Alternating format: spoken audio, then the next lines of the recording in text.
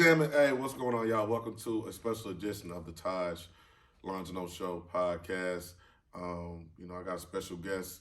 I know everybody always say special guest, but this one is special because I know this brother.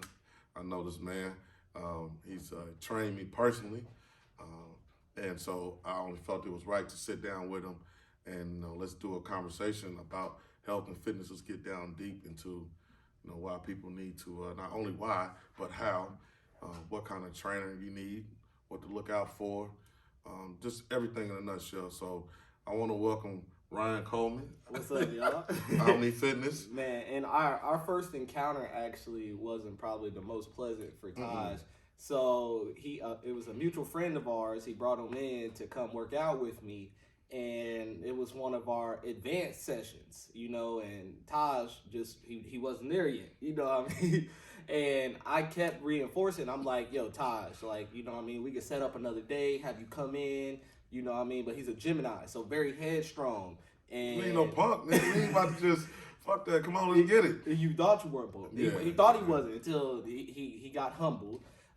But then following that, we restarted. I had him come in from ground one, and we pretty much, it's been about 2 years now. He's trained with me within 3 facilities, one in which wasn't mine, and then the second one being the Ryan Coleman Fit, and now taking it over here to Omni Fitness as well. So actually, no, that one was lit down there on the west side.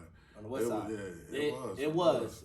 And I'm definitely grateful for that start. It was definitely humble beginnings. Like there'd be times where there was crackheads like outside of the gym, drawing on the window. We would have to lock the doors. Like it wasn't the best area, but I still, just because of who I was, I had people coming from Fishers. I had people coming from all around the city, just because they genuinely just want to come train with me and they like me as a person. So that was definitely our mutual friend.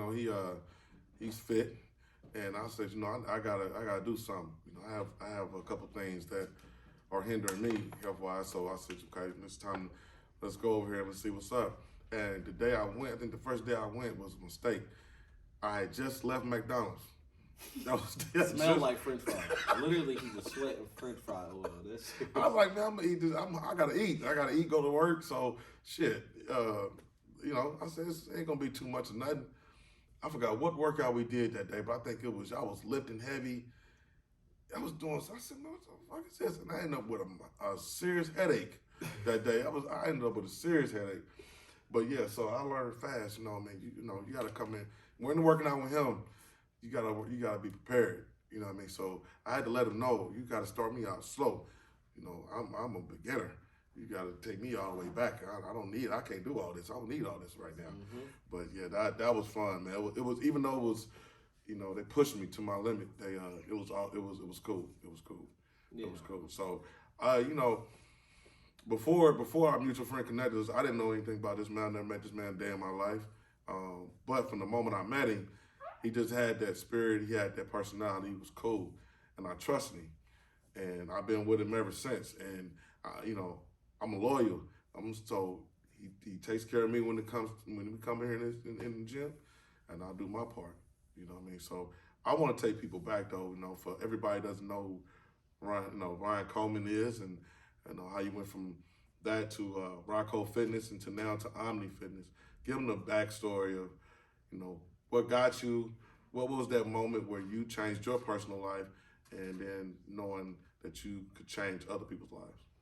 Man, so starting the story, I'd have to go back, to about high school. So in high school, I was a student athlete, played football, played rugby. You play rugby? Yeah. I honestly enjoyed rugby. Like, I was really good at football, you know what I mean? What position? But defensive end. Defensive end, okay. Yeah, but with rugby, it was like, as a bigger dude, I got to run the ball. So I was out there scoring touchdowns, stiff arming. It's literally like football without pads. So it was pretty fun. But with that, I didn't know we played rugby like that. Nah, We don't. Don't. We don't. So what? No, let's stop right there. I don't want to drift too far out. But what made you want to go? Usually we football, basketball, baseball, wrestling. What made you want to do rugby? So the fundamentals of rugby actually made me a better football player. For one, from an endurance standpoint, like you're just out there running. You're doing just as much running as they do in soccer. Right. But then also from like a form, like tackling standpoint, like you have to be very cautious with how you're tackling, and you got to be mindful of that, because if you try to, tackle somebody like you do in football, like you gonna get messed up. So it's all below the waist. So it made me, it kept me in shape. And it just made me a better football player too. So it was just something to do, like when football wasn't going on. Okay. All right, so continue. So rugby, football, so continue. Yeah, so, with that, like, that's when I kind of started finding and realizing that I was just kind of naturally strong. You know what I mean? Like, some of the upperclassmen, one day on the football team, like, we were squatting, and they were like, you could do way more than that. And, I remember being a freshman, they tossed 315 pounds on there, and, like, my body just adapted. I just started hitting it, and so I kind of realized I had, like, that natural, like, pure strength, and it translated over to the field and all that. Very high metabolism, all that. And then, following high school, I went off and played a year of football at Olivet up in Michigan, NAIA school, but it was like coming from like Fishers High School, when we would have HSC versus Fishers, and we'll have like 11,000 fans at the game, and then going to a small school, it started messing up with my mental. It's like I was still out there performing. Like I literally, bullshit you not, I would go into the defensive lineman meetings, and they started calling me God. And I do we have anybody that can validate? Yes. I have several people that can validate. And that the reason why was because it's like we would have the offensive and D line like one-on-ones. And it was I'm going to speed this story up. Uh-huh. So what happened in the NFL? It wasn't, that's why I was saying it just kind of, with going to a smaller school, it got to a point where it was just like, I didn't get good grades in high school. I didn't apply myself like that in high school. Okay. So I had to go. Athletic. I was all athletic. You peer athlete, partying, doing all that stupid stuff that didn't matter, and kind of, messed up my grades. So, and also I got busted with like 15 bottles of alcohol by the Fisher Police Department my junior year of high school, which is the most. And if you're not from Indianapolis, getting busted by the Fisher Police Department, 15 bottles of alcohol, you can go ahead and kiss that. Any drink you have. It's over. It's over. And because I literally just went to a visit to Cincinnati my junior year. For those who don't know, like, your junior year of football is like your most crucial year for like recruitment. You know what I mean? So if you don't show up that year, you kind of under the radar. And I had literally the majority of my season off because of getting in trouble for that.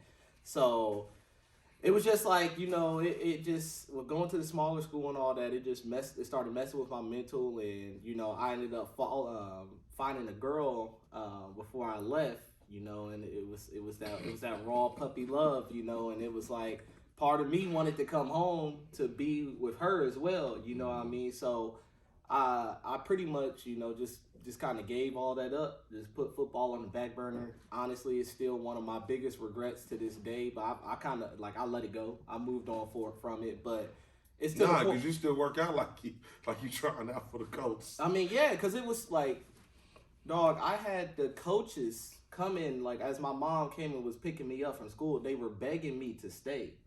And I was so set on just leaving that I didn't even necessarily process what was happening at the time, bro. And it was a lot, and they clearly saw something in me that at the time I didn't even see in myself. You know what I mean? So you never did arena football or nothing none of that kind of stuff? Nah, flag football, but shoot, that's a whole other story. That's a whole other story.